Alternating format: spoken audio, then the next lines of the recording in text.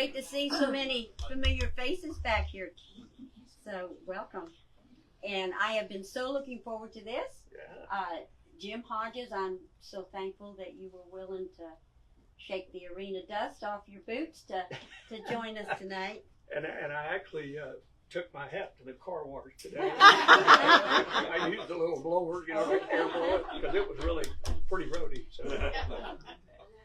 Well, y'all are in for a real treat tonight. Jim has been a cowboy almost since the time of his birth, I believe. Yeah.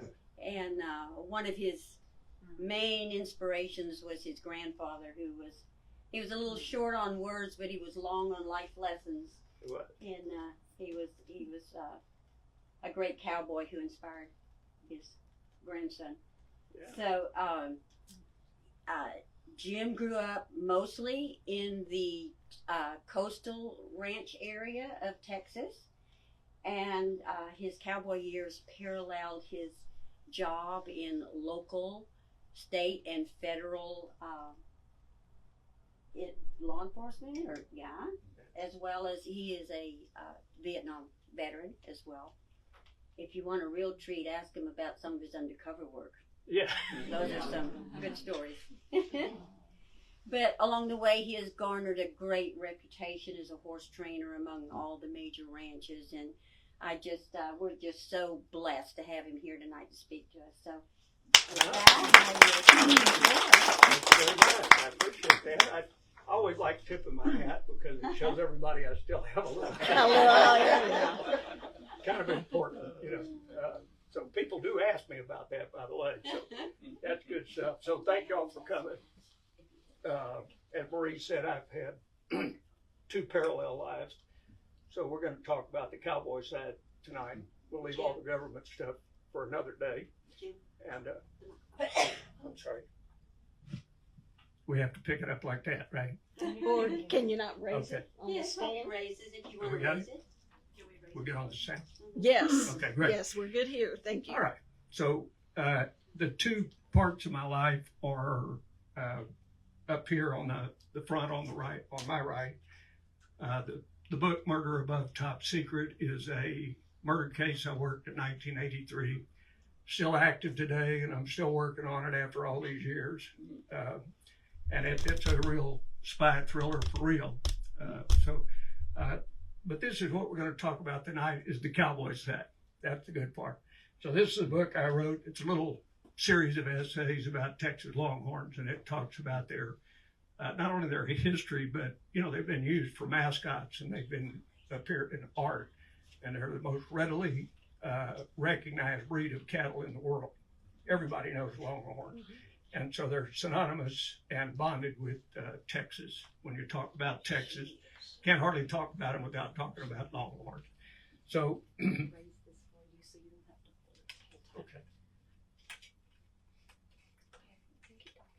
All this technical stuff. So, can everybody see this screen okay? Yeah. Do I need to turn off maybe? That might help, yeah. Is that better? Thank you. See what's comfortable. Right. And that is Mrs. Susan LeBlanc. Okay. Test 1, 2, 3. There we go. Got it. All right.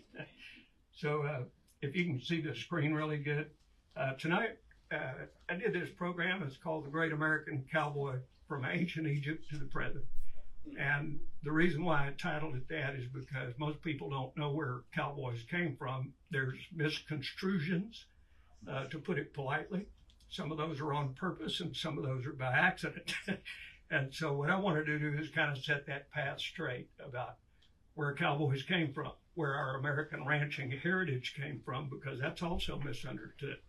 And we go all the way back as far as we can reach to ancient Egypt. And if you look at cattle ranching today, all we're doing is copying exactly what they did thousands of years ago. They'd already got all that set up. They knew the grass, they knew the land, they knew where water was, they knew how to judge the tides, they knew how to move cattle. So they had huge cattle drives going from the Nile Delta regions down where the grass and the water's good, and taking these cattle up to the middle of the dry deserts where the workers were building these mega structures. because they had to eat. All of this was suspected up until about 10 years ago. And lo and behold, they dig up this entire city outside the Great Pyramids and substantiated that there were charred bones and millions and millions and millions of cattle that had been slaughtered there and served to the workers. So they were the first to develop cattle drives, all these kind of things, and raising, breeding, and also worshiping cattle. So as they evolved, they would pray over cattle when they ate them, thanking them for nourishing their bodies.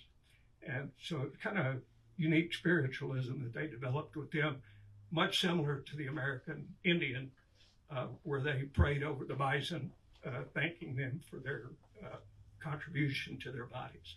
So it's a good story, very touching story. So this is a philosophy of my grandfather. Good cowboys always honor their horses, always and first. So I learned that lesson the hard way on a hot day. And I went to a water tank, jumped off my horse and went to get a drink. And my grandfather said, "Where are you going?" And I to get some water. And he said, "Not until your partner drinks first."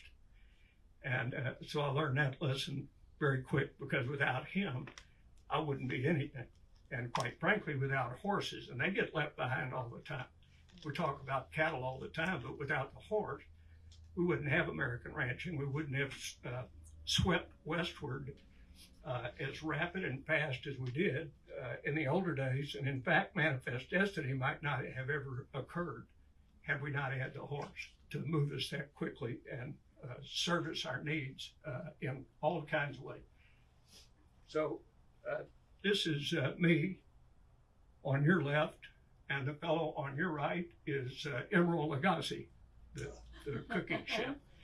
And he came to Texas, and he wanted to ride up to the camera and say, "We're in Texas, we're having barbecue." The problem is he had never even been up close enough to a horse to pet one.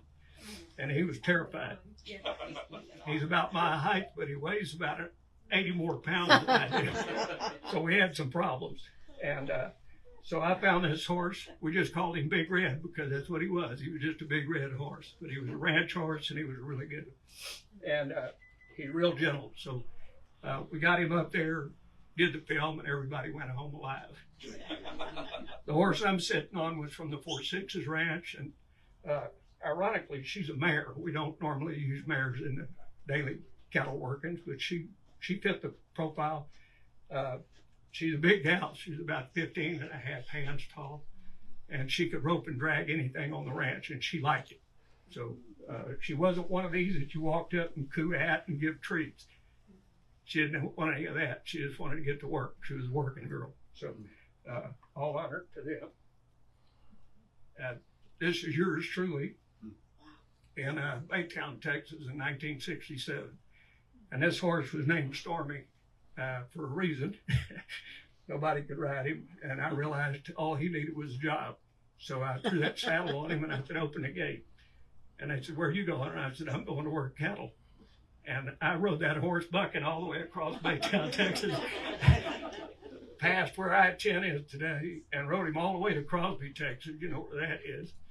And we worked cattle all day long, and he had never had a rope thrown off of his back, but he did that day, and he about 100 times, and he roped and threw cows, and we had a heck of a time, and we wound up back at the barn about 3 o'clock in the morning, and both of us were dragging. But I tell you what, he was a horse, and he just needed a job, and nobody would listen to him. This is the guy on your left is Patrick Laybell, and he's another greenhorn from. He was from the History Channel, and they were filming a cattle ranching special, and I co-starred with Ron Hazelton in that. And so he didn't know how to ride either. So we got another horse, put him on this horse, and this was another one of our good ranch horses. His name was Curly Bill, and we named him that because he was about a half outlaw, and the rest of him was pretty good stuff. So the horse that I'm sitting on we call Buck the Wonder Horse, and he was a cutting horse I trained. And I performed with him for 8 years in front of just under 1 million people, doing cowboy and history demonstrations and roping and doing cut demonstrations. And he was just one heck of a horse. You find about one like that in your lifetime if you're really lucky. And this is Buck doing his little trick thing we used to do. So I'd tell people he had been in the movies before and he was always the bad guy. So he liked robbing trains. So I'd put my bandana over his nose and put my hat on him and say, "Are you ready to rob the train?" And Buck would shake his head, yes. And you can see the people there were from Bolivia and they were just having a blast with it. And this was another one we did. This horse, his name was Diablo. He's from the King Ranch. He bucked everybody off, but I turned him into a good horse. He liked the way I rode, and I got out of his mouth. I took the bit out of his mouth and rode him with a Jim Warner hackamore, and it was just like, oh yeah, thank you. That's all I've been waiting on. And so I got a good horse out of the deal. But this is another one from Ireland AM. So it's like Good Morning America here, but it's in Ireland. And they're very big on cowboys and stuff over there. So that was a lot of fun. We had a good film to shoot. And this is Rio, again, the horse I told you about with Emerald.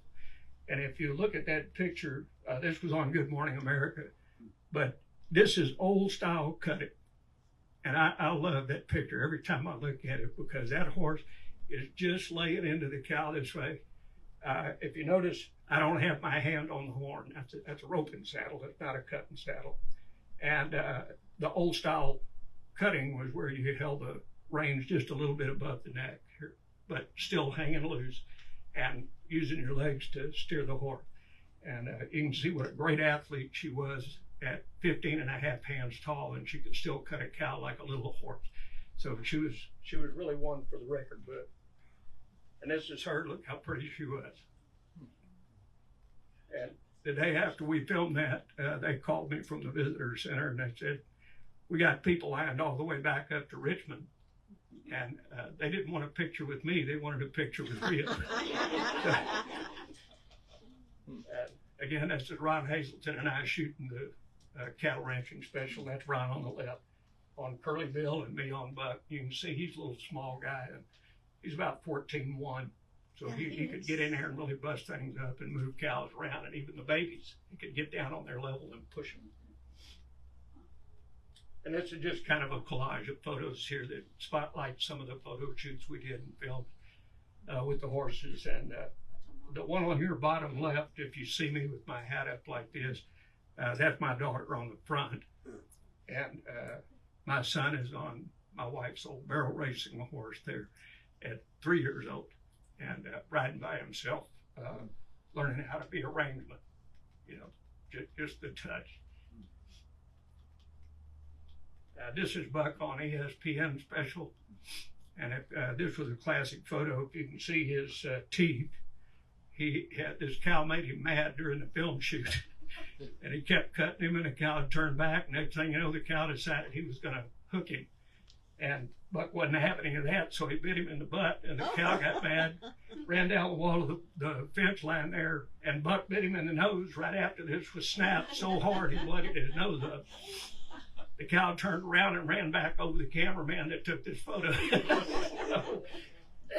He got up off the dirt, and I said, "You all right?" And he said, that's the best shot I ever got. Enjoy the photo, because he sure paid the price for it. So here we go. From ancient Egypt, these first recorded cattle ranches. And again, this goes back not only thousands of years, but that's just where recorded history takes us. As we all know, every day you turn your computer on, you look at the headlines, and you'll see something about archaeologists discovered we really didn't do this, we really didn't do that, and this didn't happen back there. It was much further back, and it wasn't 200 years ago. Now it was 15,000 years ago, and so we have no idea where the ancient Egyptians actually got all this stuff, but we do know that they recorded it, and they recorded it better than anybody in history so far that we found. So let's look at one of the misconceptions is that branding was invented in Mexico. That's absolutely false. Branding was invented, as far as we know, in ancient Egypt, because that is the first recorded historical documentation of it. And they left these really nice hieroglyphs that shows them. Now, if you notice something peculiar about this photo, that big grown cow is down on the ground and is 3-leg tied. How in the world did they do that? So I got to asking some questions and found out they made their ropes out of papyrus. And the only papyrus I had ever heard of is the paper that you write on. But apparently they made ropes out of it and were able to actually rope cattle.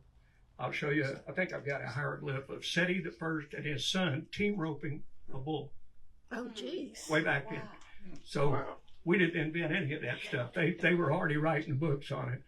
But they invented the cattle branding first to record that. And cattle branding, of course, was very, very important. And you could see it coming up through early Texas as we know it. On the left here, in a lot of these photos and pictures they would draw and things like that to document it. The photo on your right is pretty cool. This is from Albert George's personal photographs, if you're familiar with the George Ranch over in Richmond, Texas. And Albert George had the Empire Room at the Rice Hotel. That was his suite. And that's, in fact, where he died in 1955. And in that room, they had this wall over there, wood wall, and all the big shots would come in and they would heat the branding irons up and they'd brand their brands on the wall, all over the wall. This is actually Pete Frost of Frostbank, and you can see him, and he's got Mr. George's circle brand, and he's sticking it on that wall, burning that hot brand into the wall. So branding is not only old, but it's revered, and people have respected this as a symbol of who they are, what they built, their empire, and especially here in Chambers County, where you have all these big ranches. They were proud of those brands for a reason. It's their family. That's their history staring you right in the face, and it's important. You can read this quote from Red Steagall. Most of you are familiar with him, Texas poet, laureate. And he's talking about how a man brand is his own special mark. Now, when I say that and he says that, we're very quick to point out that when we say cowboy, we're not really talking about cowboys. We're talking about what you might think of as when we say man, as in mankind. So it's men and women. When we say cowboy, we're talking about both, because women certainly played a huge role in the American frontier. And so when he says this, a man's brand, he's talking about, just like I talk in that term, this is the family. And the cattle here, this old kingdom, and you got a lot of real cool archaeological terms in here if you want to read them, but the Egyptians also categorized cattle very simply as longhorn, shorthorn, and hornless. So they already had that down as well. They were recording and chronicling different types of cattle. And this, of course, J.P. Bryan, if you know him from the Bryan Museum in Galveston. J.P. calls these the 18-wheeler of the Atlantic Ocean. And that's really what they were. But you can imagine these things, if you've been up close to one of them for real, they're not really all that big. But here they come across that big ocean with all these cattle and horses and people and pigs and everything you can think of. I love horses to death, but I'll be danged if I'd get in one of those things and come across the Atlantic with a bunch of them. So they were a lot braver or crazier than I was. And let's see here. So we have, before Columbus, these periods here, and I'll just read this to you because I know you can't read the print there. I'll pull this over. So it says, before Columbus, there was no large domestic animals in the Americas.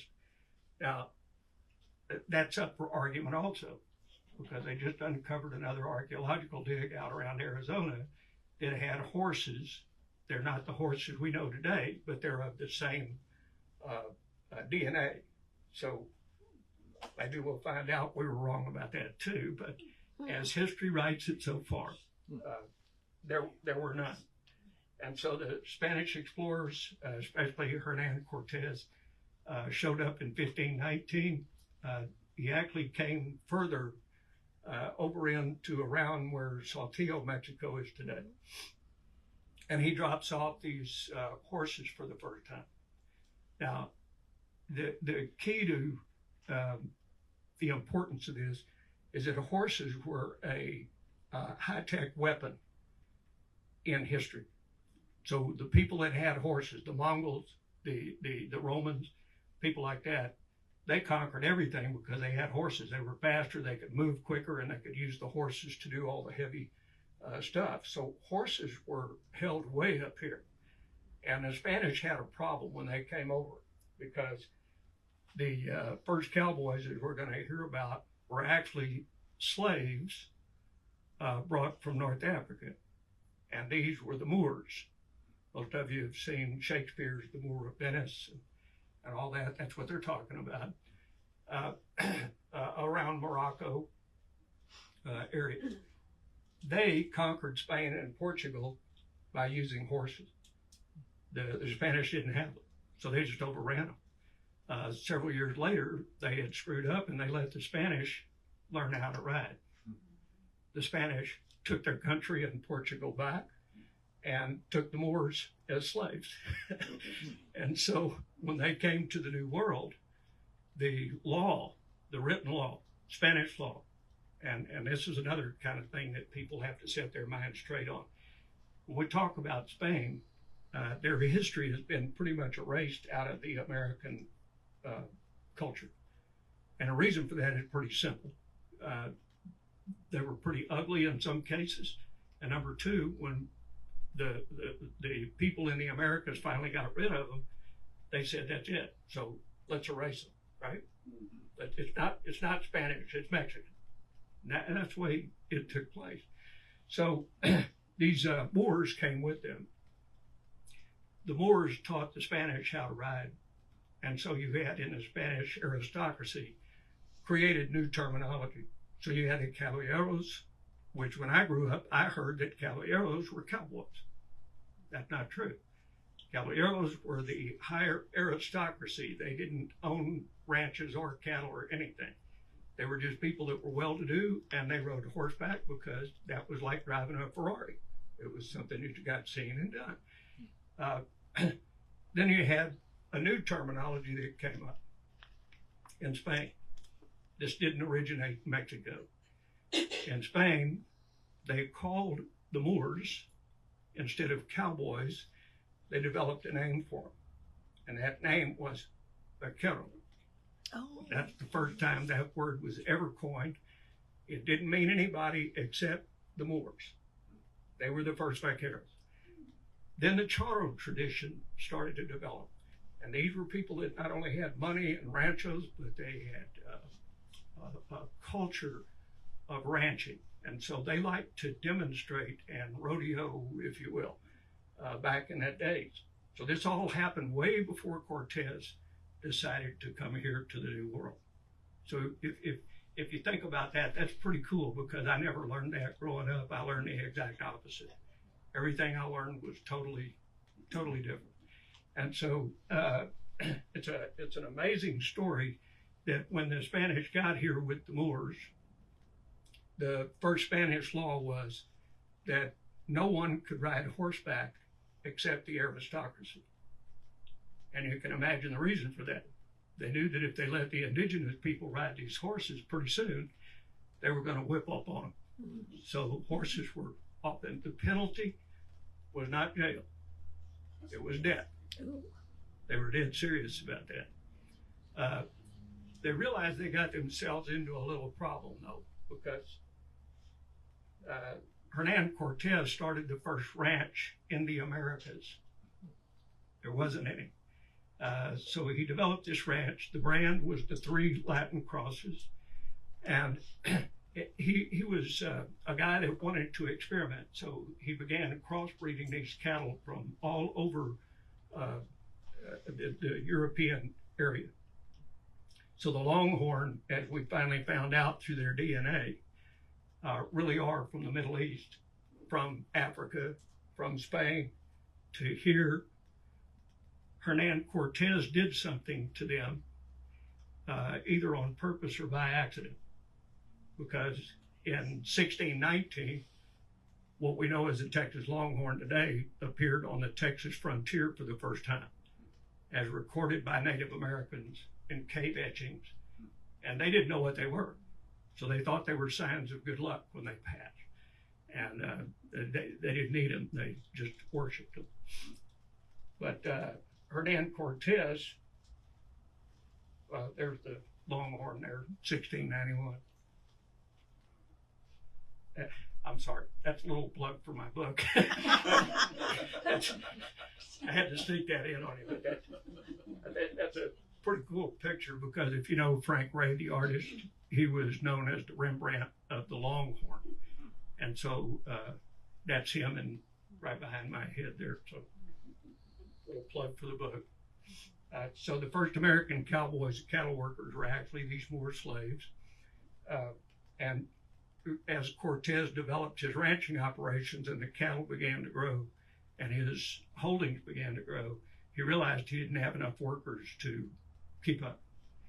So he was posed with a problem. And the way he solved that is he told the Moors they could train the Native Americans to, the indigenous people, to ride horseback to help them herd the cattle and gather. But they had to ride bareback. If they got caught riding with a saddle, that was death also. Sooner or later, they realized they were pretty ineffective. And so he had another problem. Now he had to let them actually do something. And so they took this Spanish saddle that we referred to in slang as the Mexican saddle. But they took this Spanish saddle and they modified it with the horn and strings, tapaderos, so they could wrap over their feet and get through the brush, and stickers without getting their boots dinged up. And so they began to rope from horseback for the first time. And so these vaqueros now are out of becoming a blend of all people of the Americas now, and everybody that wanted to be involved in cattle ranching, cowboy, all this stuff. Those were the original vaqueros. And they brought their culture, the ranching, the branding, the roping, the whole thing. And all of this was taught, again, by the Moors to the indigenous people of here. So they're completely obliterated in history. They're just completely wiped out. And so that's why I like doing this program. It gives them some credit for what they did.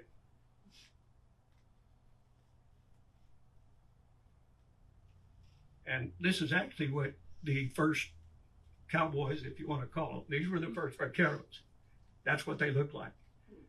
And didn't look much like a modern day cowboy, but that's what they needed to get this work done. So that's what they did. And you can see that he's carrying a long pole with him. So at first they would herd cattle and poke them into these big pens where they do just like we do today. They get smaller and smaller and smaller until they get into a small trap, and then you can catch them easy, and you rope them and throw them, and you brand them and doctor them and do whatever you're going to do. And what's cool about that is if you've looked at some of these aerial photos of ancient sites, now these go all the way back 30, 40,000 years ago, around the Middle East and all around those areas there, you find these big round circles, and it looks like a keyhole. And the archaeologists couldn't figure out what in the world it was. It was some kind of religious ceremonial place or something else. Well, now they got their thinking cap on, and they realized that what they were doing is the same thing we do today. They were herding these animals into this wedge that then turned into the catch pen. And that's way back 35, 40,000 years ago. So they just simply imitated all of these things, brought it to the Americas, and so they were off and running. So keep your mind on the vaquero here. And we're stuck. Let's see what happened here. Nope. Well, I can't get to the next slide here. Might have to reset it. Marie, do you know how to Is it do that? is it logged out or? It may have timed out. You might have to try to get back into that. I probably let it sit there too long. I'm bad about that. Yeah. So while she's working on that, we'll move forward. So you got the general idea of, number one, who the first vaqueros were, the charros, the caballeros, the Spanish influence, where the ancient Egyptians played into this because they either innovated it on their own. Oh, thank you. You're welcome.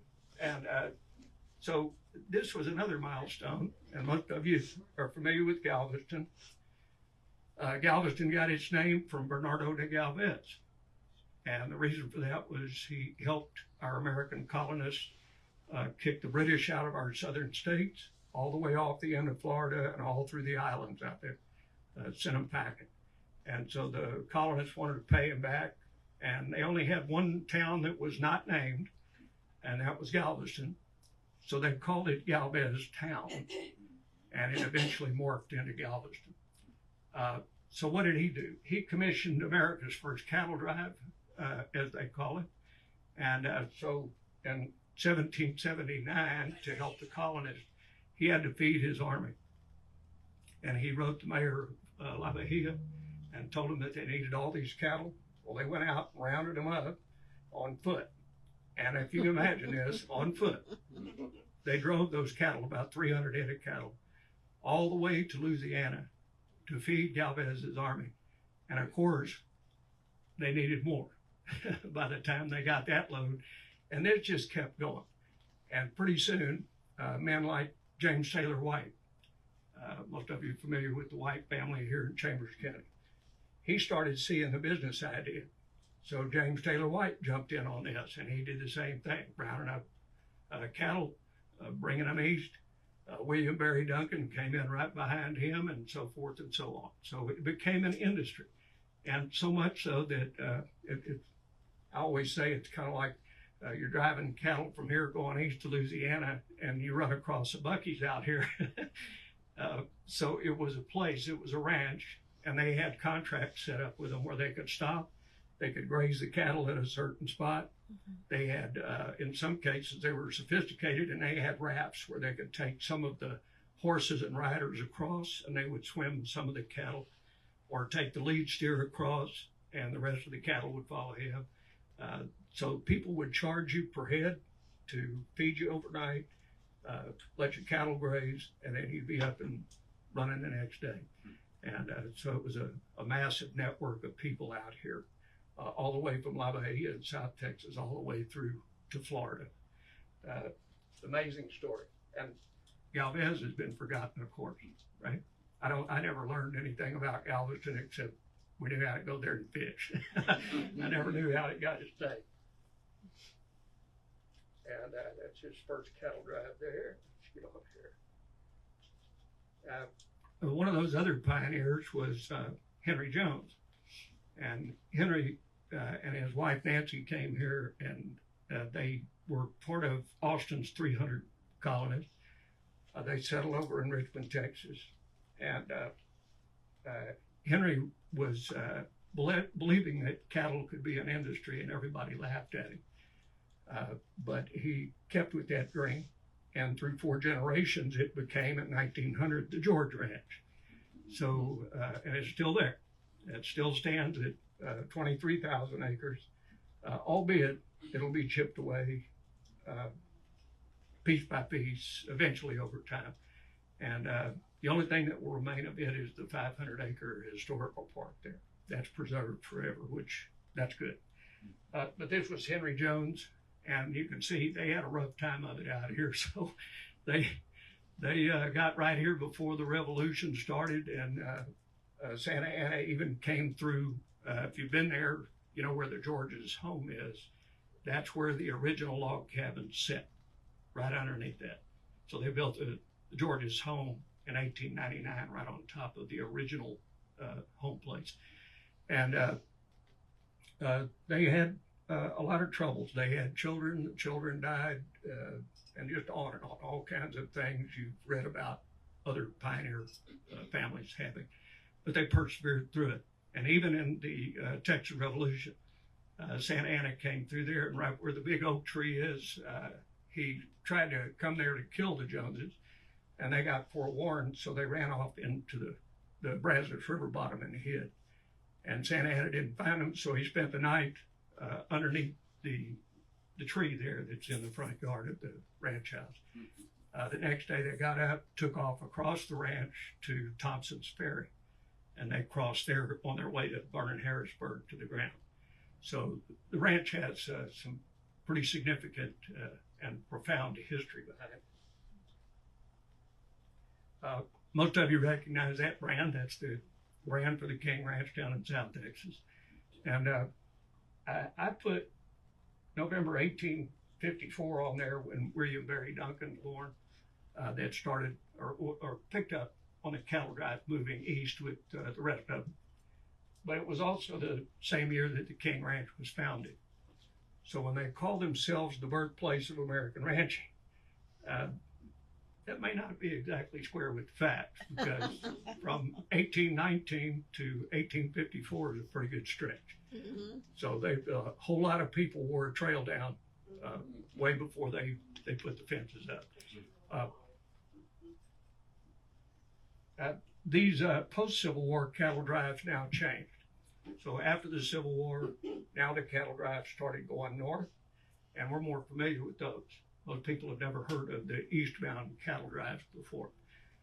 And when they did that, the cowboy image changed, because now you've got fallouts from the Civil War who didn't have jobs, they had nothing to come home to, they had no skills.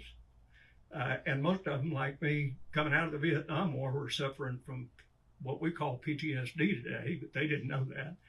And they just wanted to get away from people. So they went out and got signed on these cattle drives and learned the hard way how to be a cowboy and how to drive cattle northbound. And so these were rough times in those days. And the herd size changed. So when the cattle were going eastbound, they were mainly 300 to 400 head. When they started heading north, they were upwards of 1,000 to 2,000 to 3,000 in some cases. And and more trails involved. So there were several trails that all started again in South Texas and worked their way up towards the railheads up in northern areas.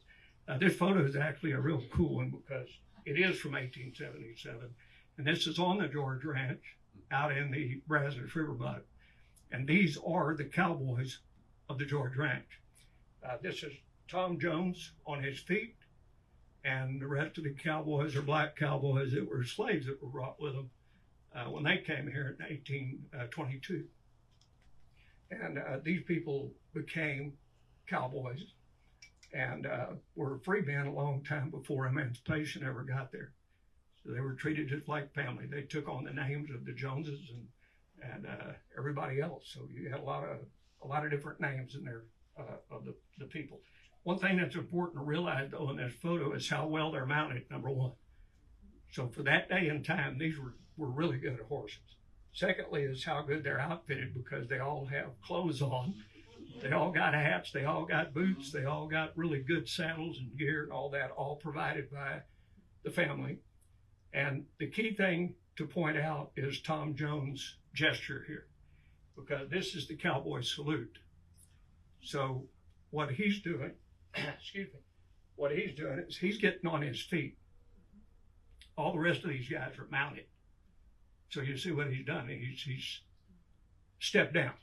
And when you do the cowboy salute, it's like, look at this. Look at this. These are my guys.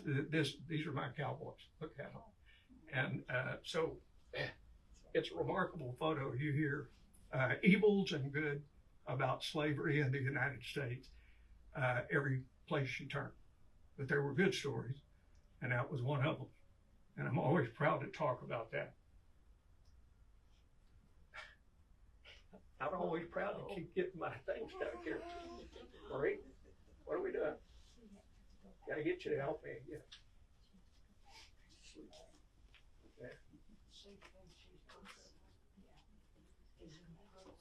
Just got a few more to go.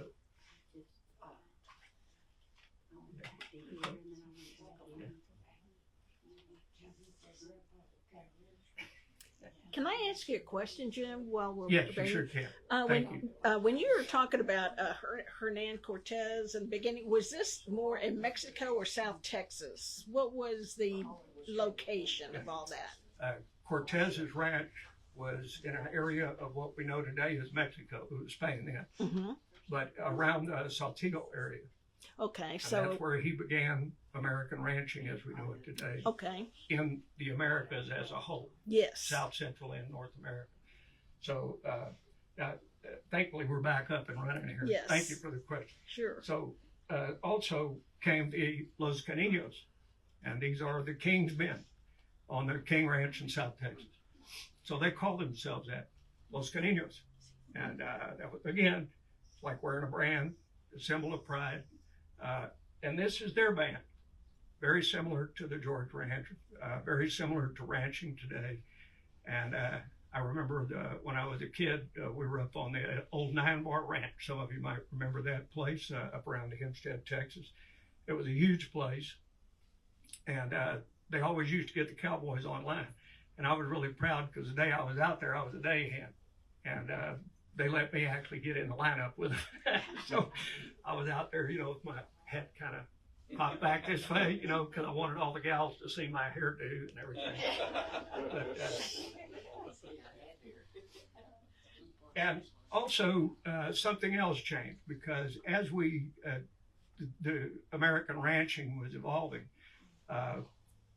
Cortez is moving his ranching operations from what we know as Mexico today up this way. But also one of his counterparts, Spanish counterparts, had landed in the islands just off of Florida. And he had brought cattle on in 1521. So now we have a new cattle operation coming from Florida, spreading out in Florida. You got another one going in California, and these up in Texas. So we had the vaqueros, the new vaqueros, right? Because these are a blend and mix of everything you can imagine. Anything with 2 feet in a human form, put a cowboy hat on, and they were cowboys. And by the way, while we're talking about that word cowboy is also misinterpreted because some people say it's an ugly term that was developed by white men to degrade black cowboys. It is absolutely false. You can look it up and don't believe me. Etymologists have tracked that to the 1300s in Europe. And they literally were boys that took care of the cows. And they wrote it in books, they wrote it in script, they wrote it everywhere. So it is not anything new to the Americas. That came with the morph of all of these people merging together. This is the Spanish vaquero. Most of you see them. And when I say that, people automatically look at it and you think, okay, so they're Mexican looking, right? No, because again, it's a blend. So you had them lighter skinned, darker skinned. Some of them appeared black. Some of them were black because they were, again, from the Moor DNA. And so they were all over the Americas at that point, serving these cattle industries from all 3 areas.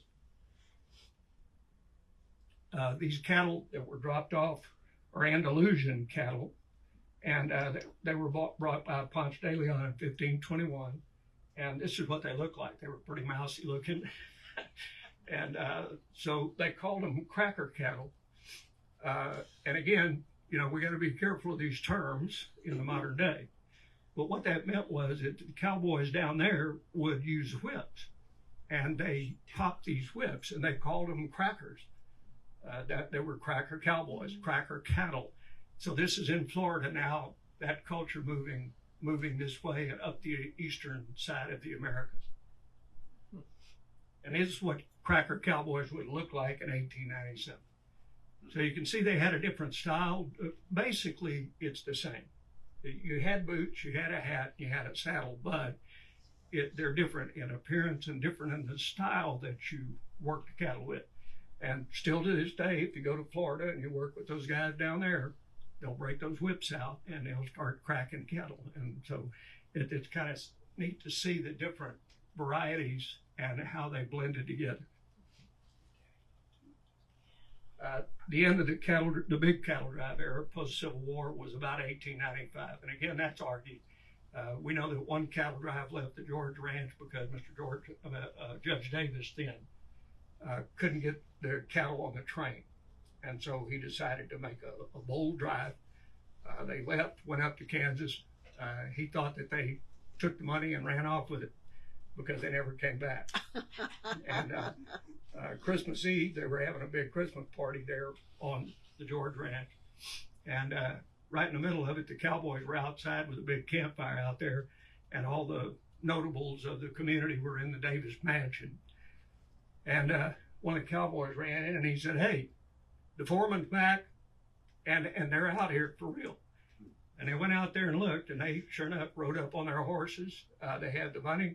They even remembered Judge Davis's cigars from Kansas, and they got held up in a snowstorm and they couldn't get out of there. So they brought the payroll back, but that was really late on. Most of them, you couldn't get up that way anymore because of the fencing and stuff. So there were cowboys in the New West from 1900 onward. And my grandfather, J.W.H. Hodges, otherwise known as J.W. or whatever you wanted to call him, his exact quote was, "It all went to hell after that." So he spent a large majority of his time sitting on his horse watching modern day cowboys, in his view. And what's he expect to do with all that stuff on, you know? And he had no patience for the TV cowboys and none of that stuff. He just thought it was a disgrace. But then we began to have cowboys, and finally cowgirls began to blossom and show up at the rodeos and the Wild West shows and really take their place of prominence where they belonged all along, and on side of their male counterparts, which was pretty cool. And we had the Westerns, you know, started up. Matter of fact, Charles Goodnight, actually in 1914 had his own movie camera, one of the wind-ups, and he actually tried to make a movie showing the Kiowas riding old style on the bison and shooting them with bows and arrows. And he ran into a problem. It wasn't with the camera. It was he couldn't find any Kiowas in 1914 that still remembered how to ride a horse, number one. And number two, they couldn't shoot a bow and arrow. So, and they were afraid of the buffaloes. So he made the movie, but it didn't turn out very well. And of course, most of you recognize these guys, you know, our old Saturday morning buddies there with Hopalong Cassidy. And I swear to you, I did a program a year ago, this same program. And a lady came up to me afterwards and she said, "You know, I'm 92 years old. And I can't believe those men appeared in tights on those shows." And she said, I think it's just shameful." My old buddy, I can't talk about cowboys without mentioning him, and that was James Drury, the Virginian. And we did a lot of photo shoots and TV together, and one of them was pretty comical. We did a Texaco commercial, and we were supposed to ride up on horseback in the middle of the George Ranch. We filmed it out in the lake pasture. And there's nothing out there but a chuck wagon. And so we ride up there, get off, and Jim walks over to the fire and he squats down and he pulls his laptop out and he says, "I'm going to check my Texaco stock." So he's on there doing this. And so during the filming, he was kind of notorious for youngsters that didn't know who James Drury really was. And the young director had no idea what the Virginian was, never heard of James Drury. And he couldn't figure out why they were paying him so much money just to deliver one line. So they got kind of crossways to the point where I had to throw the film crew off the ranch. And the only time Jim ever got mad at me was about 3 months later. And in a casual conversation, he found out that I got paid and he didn't. And this is my favorite photo because this is James Drury's 84th birthday. And we're in the cockpit of the original Sky King airplane. Oh, wow. And if you think back now, when Sky King first started, they didn't fly that Cessna 310. They flew a T-50 Bobcat, a big, square, boxy looking aircraft. And this is the plane. And so it was at a hobby airport at the old 1940 Air Terminal Museum, and I threw a Sky King Day there. And so we honored James Drury for his birthday. My wife made him a cake, and it took me about 40 minutes to wrestle him up on top of the wing and get him into the seat. And they did the photo shoot in there and everything. And then everybody left the airplane, and I'm sitting in there with him, and he said, "Well, we got a big problem." I said, "What's that?" And he said, "I can't get out of here." So it was another 40 or 50 minutes or so to get him out of there. But he was such a good sport. And even with terrible injuries to his back and his legs in his later life, he never would not try a challenge. And he kept it realistic, you know, but he was such a great guy and a good model of the cowboy life as it evolved from thousands of years ago. And most of you remember droughts, I'm sure. Oh, yeah. And in the 1950s, early 50s, we talked a lot about that. Lloyd did a beautiful program about that. And the drought was so bad that cattle were dying everywhere and people were just leaving their property and all that. And it's amazing that ranchers persevered through that time period. It's just an amazing deal. But that was the thing that changed American ranching in the early 1950s. Everything changed after that. This is the movie The Rounders with Glenn Ford and what's his name? I forget his name now. Yeah, there you go.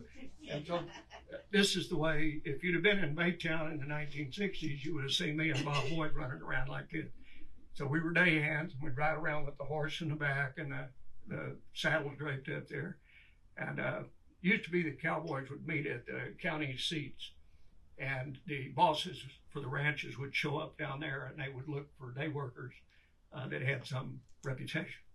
And so when we showed up, they knew Bob. He was older than me. I was 16, he was 21. And so he was my bad influence. But cowboys in the 1960s and looked pretty much like this. This is Boots O'Neill from the 4.6s. And I think he turned 93. And he still rides every day. So he goes out, catches his own horse. And they tried to saddle it for him, and he said, "No, if I can't saddle him, I ain't riding him." So he's still doing it. But then in the 1970s,